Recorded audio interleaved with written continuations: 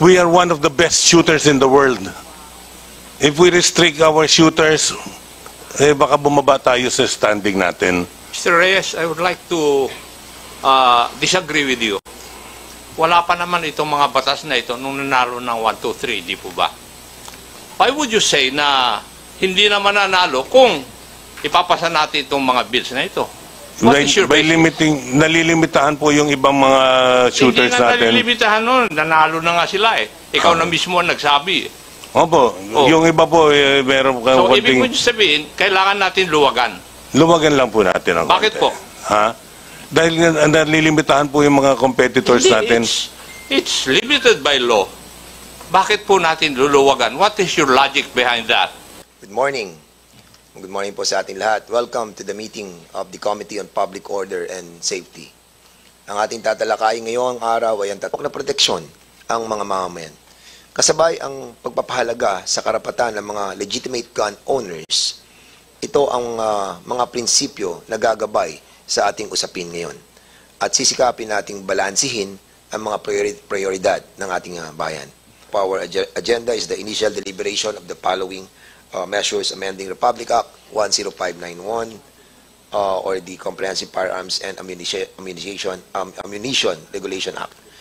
Any members who wanted to give comments on the bills, or we will be asking first all the resource persons who have been invited to give their comments on these bills that have been filed in this committee. So, Mr. Efren Reyes, kasamahan ko sa pelikula. Ilan na ba napatay mo sa pelikula using licensed Ilang firearms? beses na akong pinatay. Good morning, Mr. Chairman and Your Honor. You are now recognized, Mr. Efren Reyes Jr. Go ahead. Thank you po. As a representative of Philippine Shooters and Match Officers Confederation, headed by former TESDA Secretary Suharto Mangudadatu, former congressman too.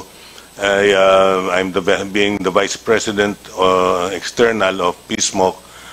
The position right now is I agree with mostly of all their resentments and with regards to the mga bills na they're trying to pass, and the position right now for PSMOC is the shooters. Ever since the enactment of the RA 10591, we have been what you call this disenfranchised. Nawala na po ang karapatan ng mga shooters with regards to permit to transport. Before, we were enjoying permit to transport na mga 6 months, even yung iba nga mga binibigyan pa ng 1 year na permit to transport to all firing ranges in the Philippines, including practices and competitions.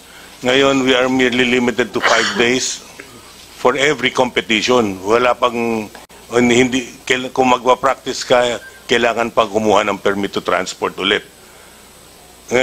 Masyadong nalilimitahan yung galaw ng mga shooters natin, where in fact our shooters also represent the Philippines in world competitions. While limiting our practices and competitions, nahihirapan tayo sumali. But in fact, lately we have been champions in world shoot. Mr. Topacio, saan yun? 1, 2, 3, sila ang tatlong Pilipinas lahat ang nanalo. Australasia ba? We are one of the best shooters in the world. If we restrict our shooters, baka bumaba tayo sa standing natin. Yun lang po ang request ng PSMOC for this time. Mr. Reyes, I would like to disagree with you. Wala pa naman itong mga batas na ito nung nanalo ng 1, 2, 3, di po ba? Wala pa naman eh. It's the present law kung bakit nanalo yung ating mga competitors na sinasabi mo. Why would you say na hindi naman nanalo kung ipapasa natin itong mga bills na ito? What is your basis? Nalilimitahan po yung ibang mga shooters natin. Hindi na natin. nalilimitahan nun. Nanalo na nga sila eh. Ikaw na mismo ang nagsabi eh. Opo, Oh. yung iba po, meron So, ibig konting... mo sabihin, kailangan natin luwagan. Luwagan lang po natin ang Bakit konti. po? Ha? Dahil nalilimitahan po yung mga competitors Hindi, natin. it's limited by law. Bakit po natin luluwagan? What is your logic behind that? Logic Kasi hindi, being... I cannot concur with your statement as a lawmaker. Because I cannot. yung iba po, binibigyan lang po ng permit to carry na with 500 rounds. Nanalo na nga sila with that eh. Yes, sir. Why do you have to loosen the law? For you to win again? Or to maintain. Maintain lang po Yan. natin. Siguro yan. That's why I do not Ilagay lang agree po with your natin. point, Mr. Reyes. Kasi nga po, yung mga nakaraang mga chief PNP po, I'm not mentioning na, napunta po sa chief PNP ang pagbibigay ng permit to carry sa mga sport shooters wherein we do not carry. We merely transport the firearms. Hindi. Ang point ko, Mr. Reyes, with the Opo. present law, nanalo na kayo ng 1, 2, 3. Yun ang sabi mo eh. Opo. Tapos ngayon, luluwagan para magkaroon kayo ng 5,000 na ammunition for one. Kasi limited to 500 according to the law. The 500 is for the transport of the firearm, of the ammunition to the range. Yes. Yung 5,000... That is not enough. The 500, usually po, 500 is kung minsan kinukulang pa ang shooter sa firing range for a competition. Yung PNP, do you agree with that? That 500 is not enough for practice? For one practice session?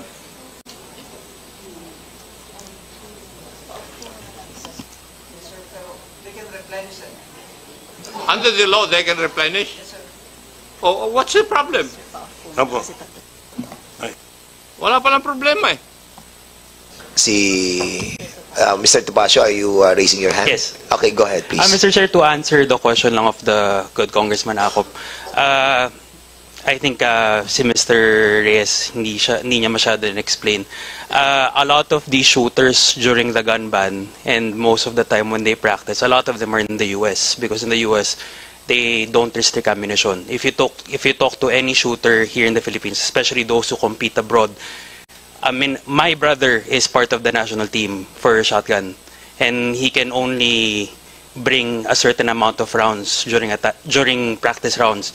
The minimum amount of ammunition, if you want to train competitively, if you want to go to the World Cup, if you want to join the Olympics or the SEA Games, is at least 1,000 to 1,500 rounds a day.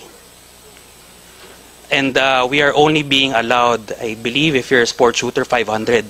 And during that time, Mr. Chair, even if you replenish, it takes probably a week at most to get a permit to transport. Whereas if you're a competitive shooter and you're representing the Philippines, you would need to practice almost every day if possible. So I think that is the reason why these proposed amendments are being kaya siya linalatag po sa inyo, Mr. Chair. It's not only to allow yung amount of ammunition to be owned, but also most of the reason is because sport shooters really need to practice with a lot of ammunition. And bear in mind po, Mr. Chair, with the increase of ammunition na pinopropose po dito sa House Bill, from what we understand, this does not only include the civilians. Because as gun stores po, whenever we sell ammunition, even to law enforcement, may it be the PNP, NBI, PDEA, AFP, when they buy ammunition in their personal capacity, we can only sell them 50 rounds. Okay. That's understandable. Now, Mr. Chair. before... sige, Congressman Acop, then Congressman Plato.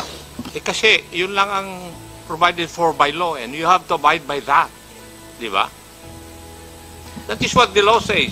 Otherwise, criminal cases will be filed against you Yes. if you violate that. Yes. That's why we support the amendment nga po, Mr. Congressman. Thank you po. All right.